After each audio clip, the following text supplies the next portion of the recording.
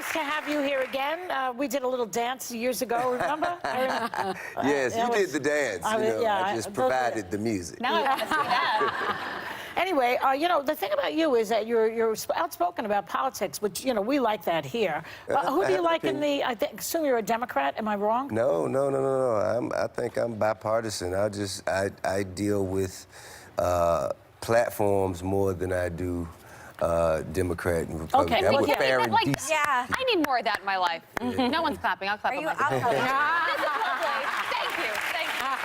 No, it's hard to say that But today. who do you like now? I mean, for me, it's anybody but Trump 2020. Okay. That's what we say. Yeah. Anyone but Trump. Yeah, We say any functioning adult. Yeah, anyone who's fair and decent and, not an international embarrassment. Yeah. But if I may just go a little further, is there anyone you think who could actually beat him, really? Right now, I think that the only person that I see who has a base that's strong enough to oppose him is Bernie. Bernie Sanders. Yeah. He's not, Biden has got bigger numbers, but the moment. Biden's got big, but I think that Bernie's base is more passionate. I think they're more passionate. That's true. And I think that, he's the complete antithesis of what Trump represents. Yes, that's true, too. Yeah, but I think he's going to have a strong vice president, because a lot of people see that his age and his health as a factor. So I think a strong vice president could relieve some of the doubt that exists. Maybe Amy Klobuchar. Perhaps. Or Andrew Gilliam.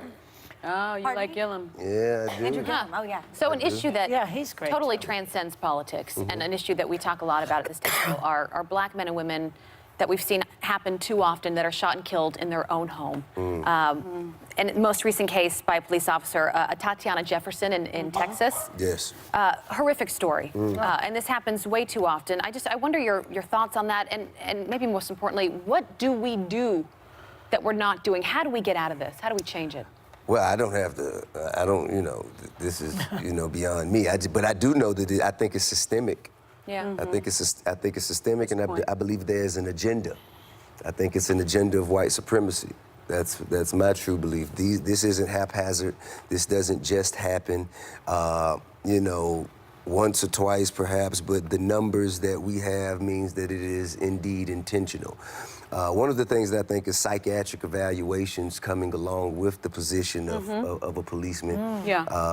Just as they have to continue to go through the academy to make sure that their hand-eye coordination and their physical skills are up to par, I think psychiatrics is because that amount of authority has an effect on the psyche. If you look up the Stanford experiment, you can see that it has been documented that that amount of authority has an effect on anyone's psyche. The president, too, should go through that. Yeah. Well, we're a little bit past that. We're putting the cart before the horse on that. We just need to get him out of there and then deal with the next one. Yeah. Right. You know what I mean? And implicit bias training, I think, also is extremely important. I actually, this is not my question, but I saw your panel with Candace Owen and other people, and you were superb. I thought it was fantastic. I appreciate that. But you also released a podcast in September. Yes, I did. Called Expeditiously, and it instantly became #1. 16 million downloads in just weeks. 16 million.